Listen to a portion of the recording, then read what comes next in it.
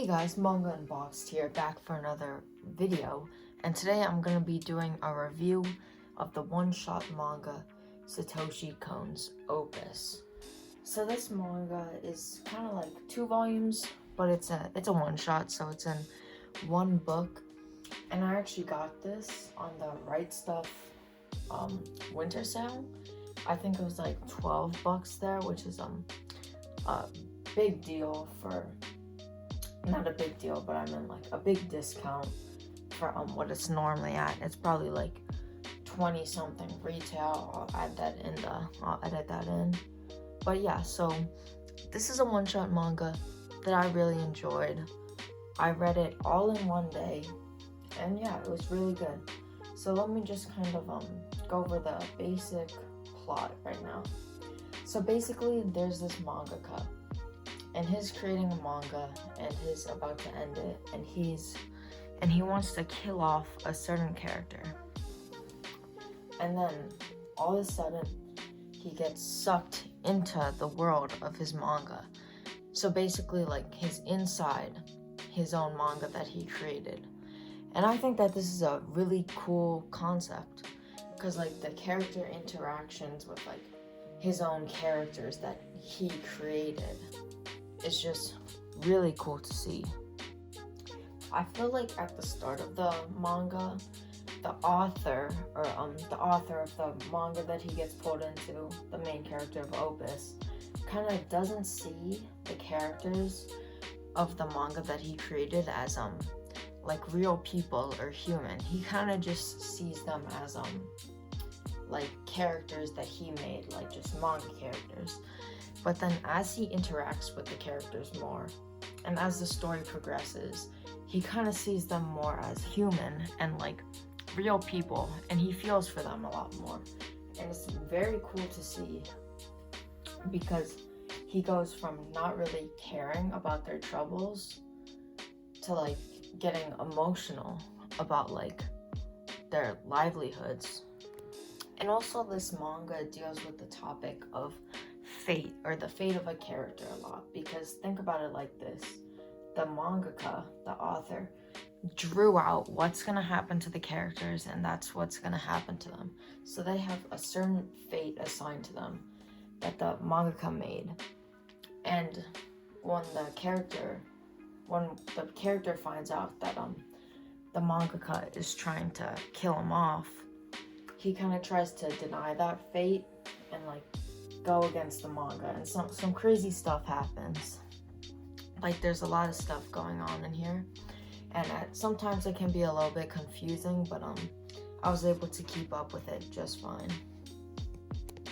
And I think that the villain of the manga, within the manga, the mask, is actually very intriguing for like a villain that's in a manga. Like when he finds out that he's in a manga, he almost tries to deny like his fate, and says like, I'm not gonna be controlled by you. You're not gonna decide like everything about me.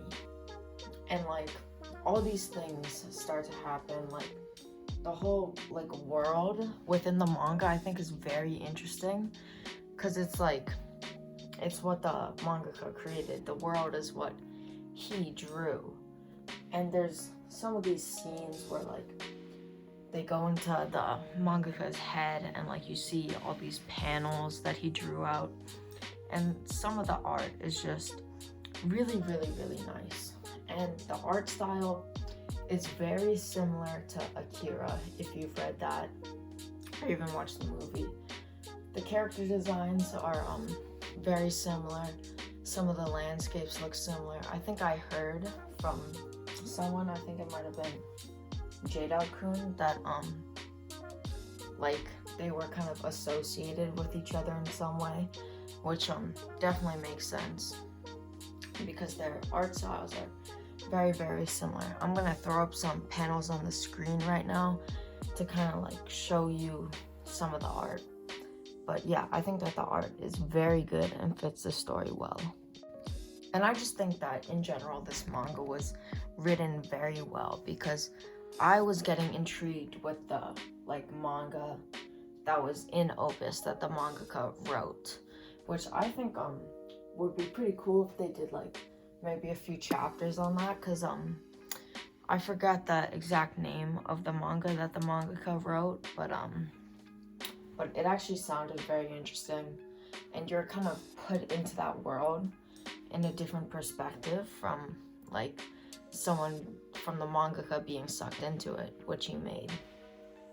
So I just think that the writing in this was very well done. And also, one thing to note, there is not like a proper ending to this, because Satoshi Kon put it on permanent hiatus, and then he died later on, which is very unfortunate.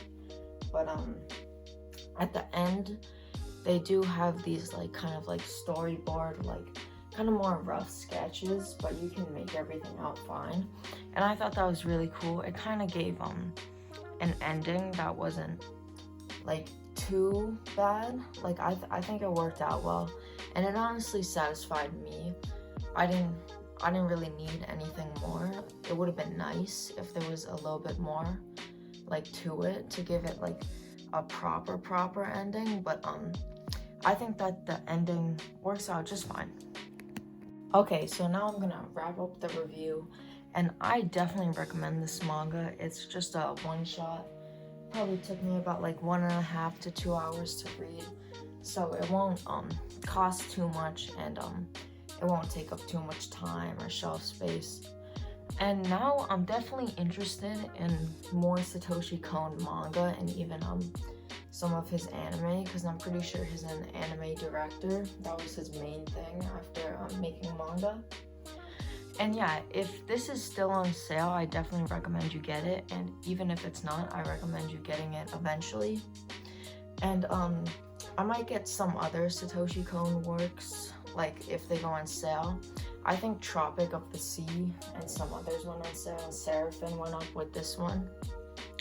But if I make an order, I may throw in another Satoshi Kon work, because this definitely caught my interest and I really enjoyed it. So I definitely highly recommend you guys check this out. So thank you guys for watching. If you haven't already, like and subscribe. See you guys in the next video.